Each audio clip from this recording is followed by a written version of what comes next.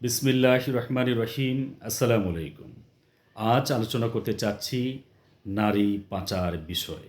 এই বিষয়ে সকলেই আমরা কিন্তু অবগত। তারপরও আমি আজকে এই বিষয়টা নিয়ে আলোচনা করার জন্য আমি প্রয়োজন বোধ করছি। এ কারণেই যে দিন যাচ্ছে, বছর যাচ্ছে, বাংলাদেশ থেকে নারী পাচার বৃদ্ধি হচ্ছে ক্রমান্বয়ে।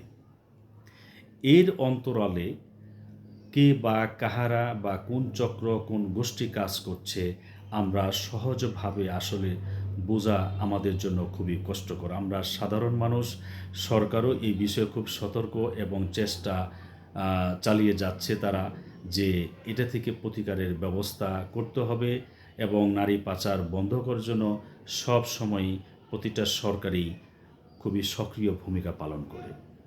শ্রমিক পাঠানোর আড়ালে যে সক্রিয় হলো এই আন্তর্জাতিক চক্র এবং ভালো চাকরির প্রলোভন দেখিয়ে তারা পাঠাচ্ছে এবং সেই সাথে এই লোকগুলিকে পাঠানো আহ, পরে তাদেরকে বাধ্য করছে যৌনব্যবসা, বিশেষ করে ডান্স ক্লাবে, মদের বার এবং সেই সাথে হলো ম্যাসাজ পার্লারে।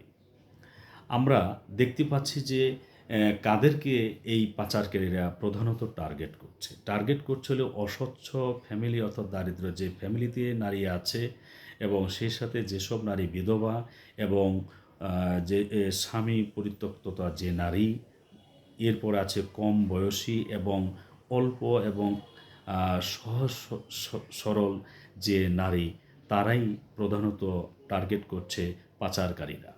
এই পাচারকারীরা খুব তীক্ষ্ণ এবং সূক্ষ্মভাবে তারা এই কার্যক্রমগুলি করছে।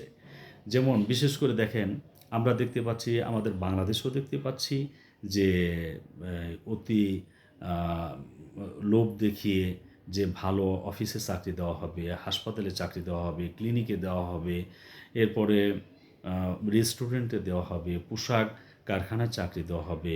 এগুলো বিভিন্নভাবে তারা ভালো বেতন দেওয়া হবে, লোভ লালসা বিভিন্নভাবে তাদেরকে উৎসাহ দিয়া তারা নিয়ে আসতেছে। এরপরে তারা যখন এগুলোকে অনেকে অফিস শুধু দেখে, কিন্তু অনেকে আছে যে কারখানা দেখা যায় না। এরপরে এদেরকে বিভিন্ন উৎসাহ দিয়ে উচ্চ বেতনের চাকরি লোভ দেখিয়ে তাদেরকে নিয়ে যাচ্ছে, রেস্টুরেন্টে নিচ্ছে কিছু, সেখানে তারপর ডান্স ক্লাবে নিচ্ছে এবং মদের বারে দিচ্ছে, তাদেরকে নিয়ে সেখানে ম্যাসাজ পার্লারে দিচ্ছে, দিয়ে তাদেরকে এই বিভিন্নভাবে হেনস্থা করছে। আমরা দেখতে পাচ্ছি যে যে আন্তর্জাতিক পর্যায়ে একটি গবেষণায় দেখতে পেয়েছি প্রায় বছরে 2,76,00,000 অর্থাৎ দাসত্ব এবং পাচার এই করছে আন্তর্জাতিক চক্র। এবং বাংলাদেশ থেকে আমরা আরেকটি তথ্য দেখতে পেয়েছি যে বিগত 10 বছর একটি তথ্য পেলাম, সেই তথ্যতে দেখতে পেয়েছি প্রায় 3 লাখের ঊর্ধ্বে নারী পাচার হয়েছে এই বাংলাদেশ থেকে। অর্থাৎ বাংলাদেশ এবং ভারতে অর্থাৎ 18টি রোডে এই পাচারকারীরা ব্যবহার করছে এই পাচার করার জন্য। এবং এদেরকে বয়স সাধারণত 12 থেকে 25 বছর বয়স পর্যন্ত এই নারীদের। এবং সেই সাথে আমরা দেখতে পাচ্ছি যে প্রতি মাসে 100 শিশু এবং 400 নারী পাচার হচ্ছে। তাতে আমরা বিভিন্নভাবে গবেষণা করে দেখতে পেলাম যে 20 থেকে 50 হাজার প্রতি বছরে এই পাচার হচ্ছে। খুবই ভয়ঙ্কর এবং এই বিষয়ে আমাদেরকে অবশ্যই সতর্ক থাকতে হবে, ডানে বামে। কারণ অতি লোভে কোনো নারী যেন এই কাজে কোনো চাকরিতে যেন না যায় এবং সতর্ক থাকতে হবে যে কোন প্রতিষ্ঠান চাকরি দিচ্ছে, কোন ব্যক্তি মাধ্যমে মনে করেন সেই প্রতিষ্ঠানে যাচ্ছে।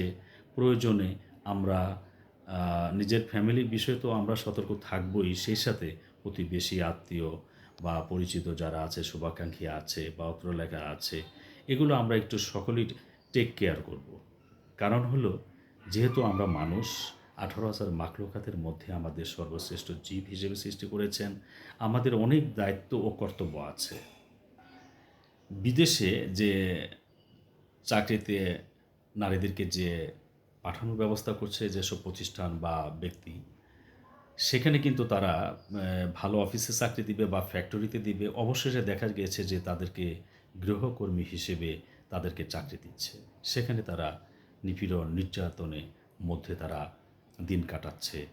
এবং এই বিদেশ থেকে যারা এই বিভিন্ন যে খারাপ কাজে যাদেরকে লিপ্ত করিয়েছে এবং তারা বিভিন্ন অসুস্থ হয়ে বিভিন্ন রোগাক্রান্ত হয়ে বাংলাদেশে কিন্তু ফিরছে। এবং এক পর্যায়ে তারা অনেকে আছে আত্মহত্যা পর্যন্ত তারা করছে।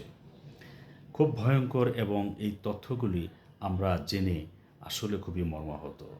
আমাদেরকে সতর্ক থাকতে হবে, সতর্ক অবলম্বন করেই চলতে হবে।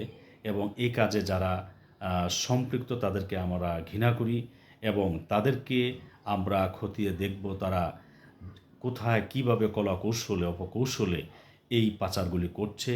এবং ডানে বামে আগে পিছে আমাদেরকে সতর্ক থাকতে হবে এবং আইনশৃঙ্খলা বাহিনীদেরকে আমরা সতর্ক করব।